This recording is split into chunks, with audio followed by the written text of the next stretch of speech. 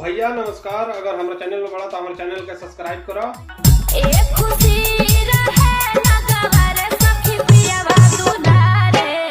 और हमारा वीडियो के शेयर करो। एगो है देखो लो खुशी कक्कड़ के बहुत बढ़िया पारिवारिक सॉन्ग वीडियो बा।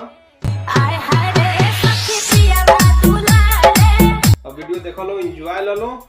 पियावा दुलारे बहुत बढ़िया बा, जौन के हमेशा हम पारिवारिक वीडियो ले आवनी और हमारा वीडियो में कुछ भी अश्लील ना होला, हमेशा पारिवारिक वीडियो ले आवनी। वीडियो देखो, एंजॉय लो।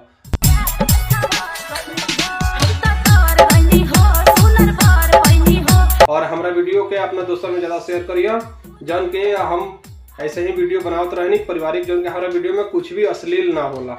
देखो और एंजॉय लो। जौन की गाना खुशी कक्कड़ के बा। पियावा दुलारे देखा एक बार।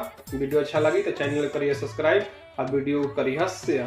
देखा लो ये कितना बढ़िया डांस वीडियो बा, जौन के हमारा वीडियो में कुछ भी अश्लील ना होला। देखा लो कितना बढ़िया ये नाचा तारी, जौन की हम अपना YouTube चैनल पर कभी भी अश्लील वीडियो ना ले आवनी, हमेशा पारिवारिक वीडियो ले आवनी। वीडियो देखो और एंजॉय लो। और हम हमेशा ऐसे ही नहीं आवनी। हम एक ही बात करें कि हमारा YouTube चैनल के सब्सक्राइब करा और फेसबुक पेज के फॉलो करा और इंस्टाग्राम ID के भी फॉलो करा और अपना दोस्तन में हमारा वीडियो को शेयर जरूर करा।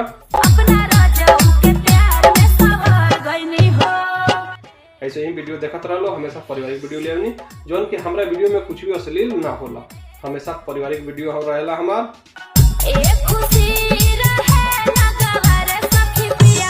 वीडियो देखल जाओ और एंजॉय लहल जाओ। अगर वो चाहत नहीं अपन वीडियो बनवावे के तो हम लग जाए YouTube चैनल पर मैसेज करी, चाहे इंस्टाग्राम पर मैसेज करी, चाहे फेसबुक पेज पर मैसेज करी। हम वीडियो रोलेंगे बना के दिखा दें।